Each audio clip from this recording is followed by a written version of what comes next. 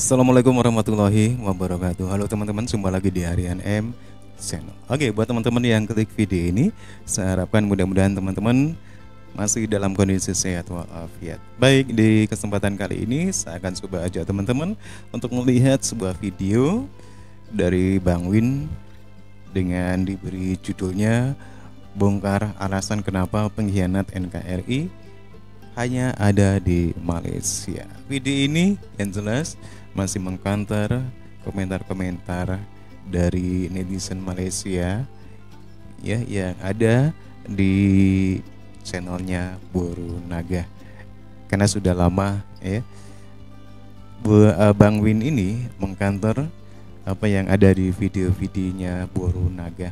Oke, seperti apa? Sebelum kita bisa berkomentar sedikit, kita akan coba lihat. Jangan lupa like, subscribe channel ini dan juga channel Win Wanur.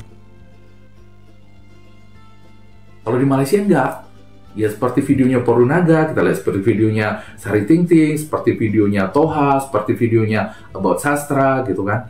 Pokoknya segala yang baik itu cuma ada di Malaysia. Segala yang buruk itu cuma ada di Indonesia. Itu yang mereka gambarkan di dalam setiap videonya itu. Coba perhatikan. Nggak ada orang. Assalamualaikum warahmatullahi wabarakatuh, saudara sebangsa, setumpah darah dan setanah air saya. Juga para pelahap kotoran dunia maya alias hoax yang diolah, diracik, dan dihidangkan sesuai selera kalian oleh saudara sebangsa kami Boru Naga yang saya tahu. Meskipun aku jangan nonton, tapi diam-diam ikut ngintip di sini, di video-video saya, tapi nggak berani komentar. Karena memang komentar kalian nggak bermutu. Yang ada beberapa di sini yang cuma modal nekat, nggak ada isi argumennya, dan itu nanti untuk sumbangan bahan konten untuk saya. Ya, jadi ini melanjutkan lagi kita bahas komentar-komentar nggak bermutu dari orang Malaysia kemarin yang menjadi alasan kenapa kita tidak perlu segan sedikit pun sama orang Malaysia ya, karena cuma segitulah kualitasnya. Mereka hanya dididik untuk menjadi sombong oleh konstitusinya, tapi isi kepalanya kosong, nggak ada apa-apa gitu ya. Biarpun katanya pendidikan mereka itu nomor 5 terbaik di Asia, itu hanya untuk sekru pabrik gitu. Tapi untuk bernalar mereka nggak bisa. Itu bisa kita buktikan dari komentar-komentar mereka yang ada di postingan itu kita Boru Naga. Oke, untuk pembuka video ini saya akan mengutip komentar dari saudara sebangsa kita Andre Tarasai yang mengatakan, Imam Syafi'i pernah berkata, jangan berdebat dengan orang bodoh karena hanya akan membawa kebodohan. Terima kasih Andre Tarasai. Dan itu benar sekali memang yang dikatakan oleh saudara sebangsa kita ini, Andre Tarasai, bahwa memang nggak ada gunanya berdebat dengan orang bodoh itu. Ya, artinya orang-orang Malaysia yang berkomentar di postingannya itu kita Boru Naga ini juga jangan didebat gitu. Tapi bagaimana kita buat supaya kebodohan mereka itu tidak menular, dan bagaimana kebodohannya mereka itu bermanfaat. Bagaimana cara memanfaatkan kebodohan? Ya dengan ditertawakan, maka kapitalisasi menjadi cuan.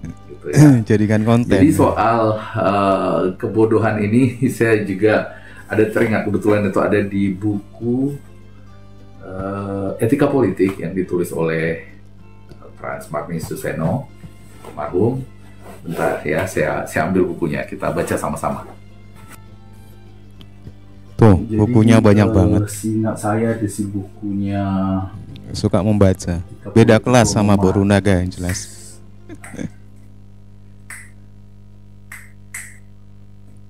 Ya, ini dia. Kita baca apa dibilang di sini. Oke. Nah, kita lihat di bukunya ini di halaman 232 ya. Apa kata Romo Magnis di sini? Ya kan? Ini bukunya ya. Sekali lagi ya, Etika Politik Frans Magnus Suseno. Di situ di halaman nih 232 ya. Di halaman 232 ini dikatakan, kita akan menarik kesimpulan bahwa orang itu bodoh. Jadi orang yang bijaksana tentu akan mendukung usaha itu. Artinya orang bijaksana itu berusaha untuk mencerdaskan orang bodoh. Tapi masalahnya orang bodoh ini ada dua kategori. Satu kategori orang yang bodoh, tapi sadar dia bodoh. Itu rata-rata kita di Indonesia lah. Ya. Insya Allah. Kita ini di Indonesia jarang sekali merasa pintar gitu ya. Kita itu pasti memiliki hal yang kita belum tahu. Dan untuk itu kita belajar. Karena kita merasa bodoh. Karena kita merasa bodoh lah kita belajar, kita mengambil hikmah dari perkataan orang lain. Apa yang kata orang itu kita serap gitu ya. Kita menerima kritik. Itu orang bodoh yang merasa bodoh. Nah, kategori kedua itu orang bodoh tapi merasa dirinya paling hebat, paling pintar. Nah, orang yang bodoh seperti ini itu biasanya hidup di lingkungan yang megalomania dan narsis gitu. Narsis itu ciptakan oleh apa? Biasanya oleh lingkungannya, oleh doktrin-doktrin di sekitarnya. Salah satunya yang orang-orang bodoh seperti ini banyak kita temukan di negara-negara yang mengagung-agungkan dirinya sendiri, konstitusinya ya. Itu banyak negara. Amerika itu salah satunya, banyak sekali orang seperti yang merasa dia yang punya dunia gitu. Yang satu lagi tentu saja jiran kita gitu ya.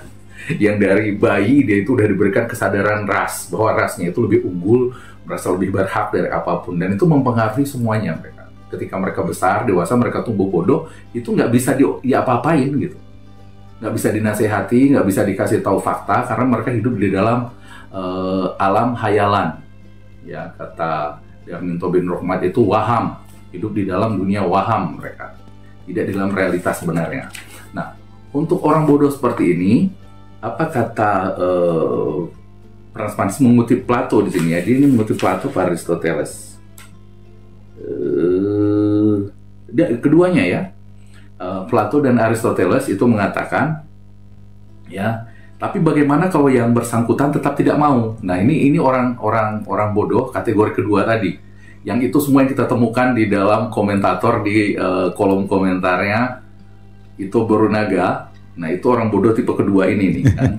Jadi kata Plato dan Aristoteles, sebagaimana dikutip oleh Romo Magnis, kita akan menarik kesimpulan bahwa orang itu bodoh. Nah, ini kan, itu bodoh yang tipe kedua tadi.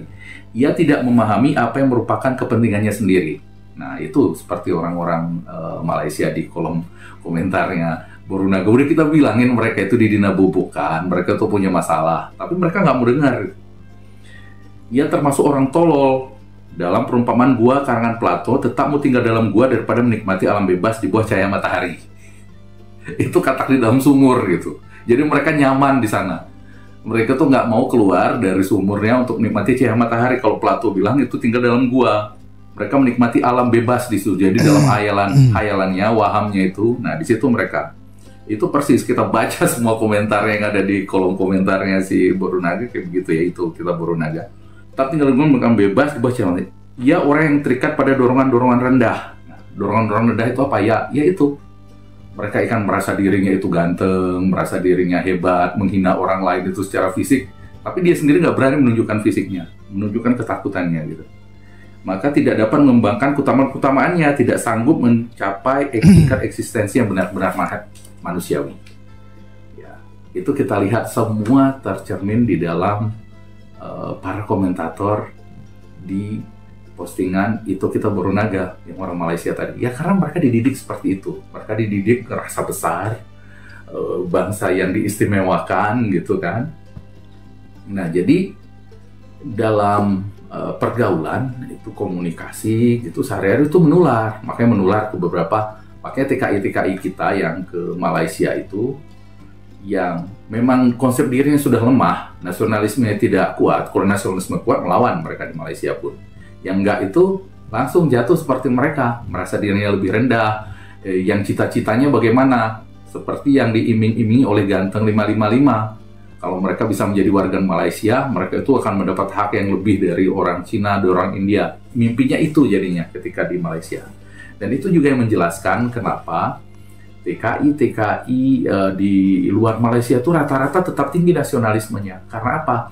Karena lingkungan mereka, ya entah itu di Australia, entah itu di Jepang, di Amerika bahkan, atau di Kanada, di Prancis, di mana-mana,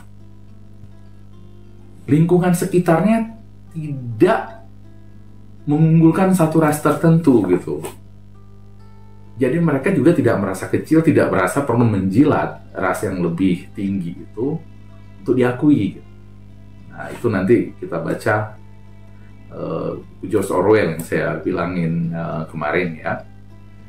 Oke, teman-teman ya, demikian sedikit cuplikan dari video Bang Win yang menanggapi komentar-komentar netizen dari Malaysia, juga video-video dari Boru Naga ya. Dan dia mengatakan bahwasanya netizen Malaysia yang ada di komentarnya Boru Naga juga narasi dari Boru Naga ini tergolong dalam kebodohan nomor 2 tadi ya, yaitu kebodohan yang tidak merasa bodoh tapi merasa pintar, intinya seperti itu ya. Dan narasi dari Bang Win ini sangat membuat menginspirasi ya bagi kita ya. Kita orang Indonesia itu merasa bodoh, insya Allah ya memang diri kita masih merasa bodoh, perlu kita mengeksplor hal lain yang lebih baik begitu ya. Nanti kita bahas di situ. Nah itulah alasannya kenapa TKI dan juga banyak mahasiswa Indonesia ke Malaysia pulang-pulang ke sini songong. Karena di sana, di alam keseharian yang mereka di sana, di alam pemikiran mereka, mereka itu adalah ras yang lebih rendah daripada orang Malaysia itu. Menanjung ya. Karena mereka itu rasis, mereka tuh merasa lebih tinggi, ada perasaan seperti itu, dan timbullah perasaan minder sama mereka. Nah, karena di sana dekat dengan orang Malaysia tuh merasa dia lebih tinggi daripada orang yang tidak dekat di sana. Begitu pulang ke sini, merasa lebih tinggi karena mereka bergaul dengan ras yang lebih tinggi gitu. Nah, itu juga yang terjadi ke beberapa TKI kita, dan termasuk juga itu Boru Naga seandainya dia itu memang seperti pengakuannya memang bukan agen yang ditanamkan pemerintah Indonesia di sana sebagaimana spekulasinya Bucek seperti ini nih ya, Bucek ya. Oke. Nah tapi dan ini memang agak aneh juga sih kalau saya umpamanya dibilang itu Boru Naga itu pernah mengobarkan revolusi di kalangan bangsa asing Malaysia, saya kan bangga ya. Dan dia pun seandainya dia cinta Indonesia, dia tentu bangga. Iya dong, saya agen pemerintah Indonesia, saya berguna untuk bangsa dan negara saya.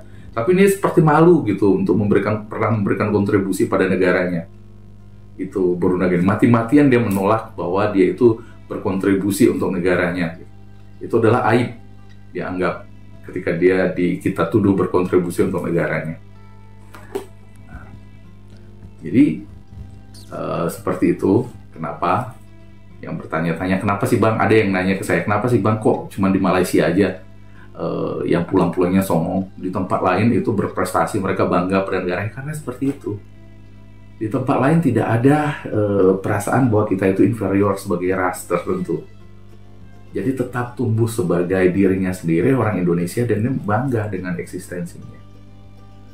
Lihat TKI kita di luar Malaysia, mereka bangga-bangga sekali menunjukkan Indonesiaan. Karena kalau di daerah lain itu mereka itu tidak dibuat hitam putih, tidak binary, ya tidak kalau tidak salah benar gitu. Jadi di sana negara yang mereka tinggali semaju apapun itu ya, semaju apapun itu, nah, itu Perancis, Inggris, Kanada gitu, mereka juga punya kelemahan-kelemahan tertentu sama negara kita gitu.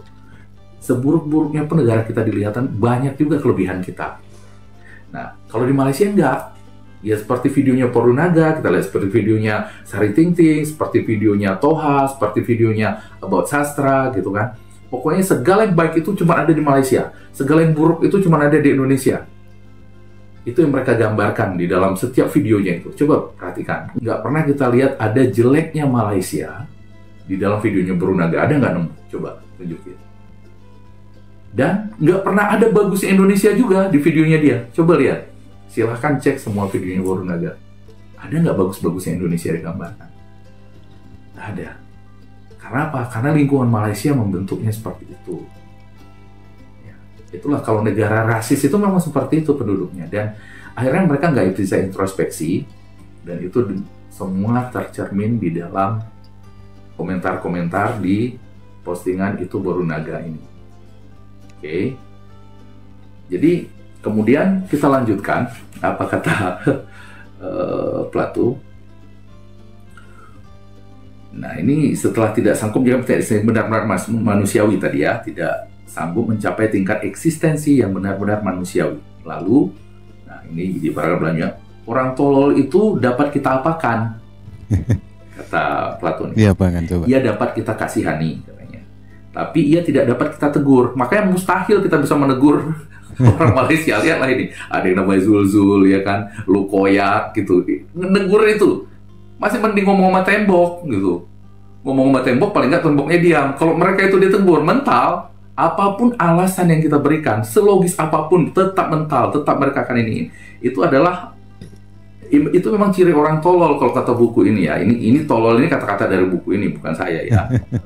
Yang bilang itu ciri-ciri orang tolol gitu. Jadi apapun kita ingatin orang ini, lihat nih yang ngamuk-ngamuk nih di umpamanya di komentar saya, itu nggak akan mempan dia apapun. Jadi yang kayak begitu tuh memang nggak bisa dinasihatin gitu. Apalagi kita tidak dapat menuntut agar ia berubah. Orang seperti itu disuruh berubah. Model Zul gitu ya kan, Raja Ajar, terus Lukoya, Bisa TV gitu. Itu disuruh berubah. Mengharapkan orang itu berubah masih lebih logis mengharapkan di bulan itu ada kolam ikan. Di bulan ada kolam ikan itu lebih bisa masih lebih mungkin, kemungkinan itu masih lebih besar daripada mengubah orang seperti ini. Jadi berubah nggak bisa gitu kan, dinasihatin nggak bisa apa. Nah, saya ambil kesimpulan sendiri, orang seperti itu ya dimanfaatkan, dikapitalisasi.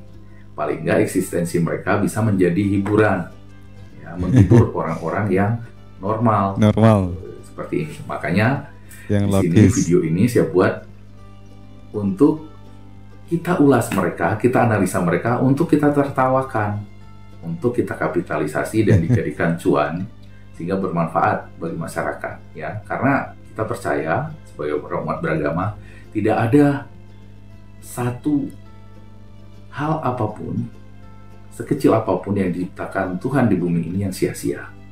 Jadi orang-orang seperti ini pun diciptakan tentu ada maksudnya, ya, untuk menghibur kita, untuk cuan, dan paling tidak dijadikan pelajaran supaya kita jangan sombong, jatuhnya nanti seperti mereka, ya kan? Jatuhnya orang sombong itu ada gunanya sih orang sombong untuk mekanisme pertahanan diri supaya orang nggak ganggu kita. Tapi begitu sombong dikuliti, jadinya ya seperti itu. Ketika sombong, ya tapi paling nggak kalau sombong itu modal, entah itu modal kepintaran, modal uang, modal ketampanan gitu ya. Karena kalau sombong tapi gak modal jadinya akan seperti ini. Apa kata dia? Penerjemah mazhab Al-Quran yaitu Tengku Tahkwala. Saya rasa salah dah. Ini kelihatan nih orang ini sok-sokan jadi budayawan, padahal pengetahuannya tuh nihil. Gak level. Kalau kita orang awam percaya. Jauh lah levelnya. Tetap. Kena telusuri dulu. Betul tak apa yang udah bisa dilihat tuh. Karena ini menyangkut tentang sejarah. Kena hati-hati. Penerjemah Al-Quran ke dalam bahasa Melayu telah dilakukan sejak pertengahan abad ke-17 Masehi adalah Abdul Rauf Fansuri, seorang ulama dari Singkel, sekarang masuk wilayah Aceh. Betul kata dia, dari Aceh. Akan tetapi nama yang dia sebut itu salah. Jelas kalau orang tersebut ngasal, sok-sokan jadi budayawan, sok-sokan paham tentang sejarah, padahal pengetahuan sejarahnya nihil. Dan hari ini kita lihat barusan itu Kita Baru Naga ini memang luar biasa pintar. Dia sangat paham sekali karakter orang Malaysia ya. Mengubah strateginya dong. Karena dia dibilang nggak mengkritik ini Indonesia, ya dituduh pengkhianat gitu sama orang Indonesia. Dia ulas guru gembul yang mengkritisi kelemahan kita orang Indonesia. Dan orang Indonesia nggak keberatan gitu dikritisi guru gembul. Jadi ini pintarnya Itu Baru Naga ini dia dinabubukkan orang Malaysia bahwa seolah-olah dia pun itu kritik, seolah-olah dia itu diterima di Indonesia ini sebenarnya hanya segelintir orang Indonesia yang nggak suka sama dia. Atau guru gembul yang separah itu aja diterima gitu kan. Dan kita tunggu aja bentar lagi. Ini lagi-lagi umpan lambung yang akan kita smash. Komentar-komentar orang Malaysia itu pasti tetap lucu-lucu gitu. tetap komentar bodoh-bodoh seperti yang dikatakan di sini tadi, nggak mau introspeksi. Kita tunggu aja, karena satu hal yang nggak diceritakan oleh Ito Borunaga ini, orang Malaysia, kenapa Guru Gembul bisa diterima? Karena Guru Gembul ini sudah membangun kredibilitas terlebih dahulu gitu, ya kan? Dia mengungkapkan secara fair bahwa Indonesia ini punya sejarah yang bagus, pernah dia ada rekam jejak seperti itu. Dia ada rekam jejak di menerima kritik, mengubah pendapatnya gitu setelah dikritik. Oh ya, ini benar gitu kan. Sementara itu Borunaga nggak pernah gitu. Dan yang terpenting, Guru Gembul ini tidak pernah menyebut saudara sebangsanya itu monyet gitu. Borunaga ini ya macam-macam lah dengan sebutan binatang-binatang gitu. Borunaga, makanya mau dia bela seperti apapun, cap pengkhianat terhadap dia itu nggak akan bisa hilang. Iya, benar-benar. Gitu ya. Kecuali suatu saat nanti terbukti dia itu bisa membuktikan diri kalau dia itu memang agen yang ditanamkan pemerintah Indonesia di Malaysia. Kalau itu nggak bisa dia buktikan, selamanya dia akan dicap pengkhianat oleh warga Nusantara.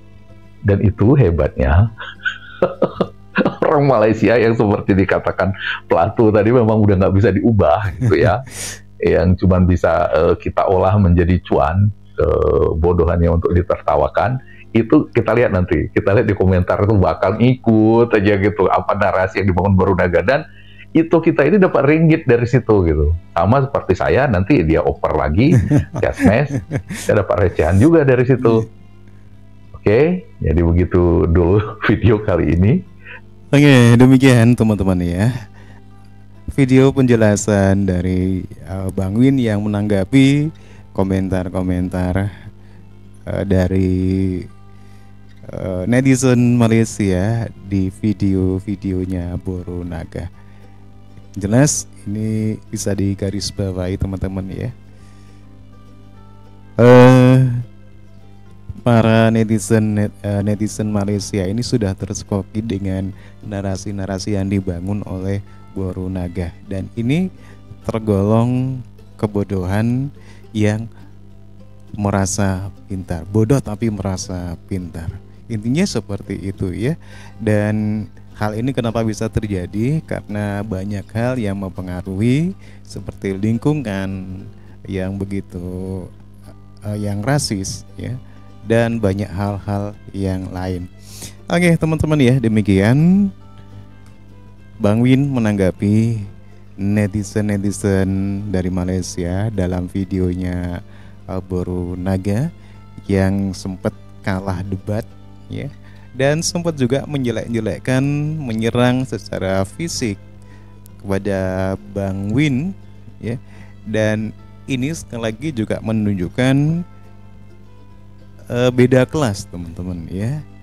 Bagaimana Borunaga juga Malindo Dame, siapapun yang melihat dia pasti terkesan seperti anak kecil gitu ya. Beda dengan apa yang dikeluarkan oleh Bang Win ini, narasinya ini narasi ilmiah yang memang benar-benar bisa diterima begitu ya. Yang jelas beda kelas lah teman-teman ya.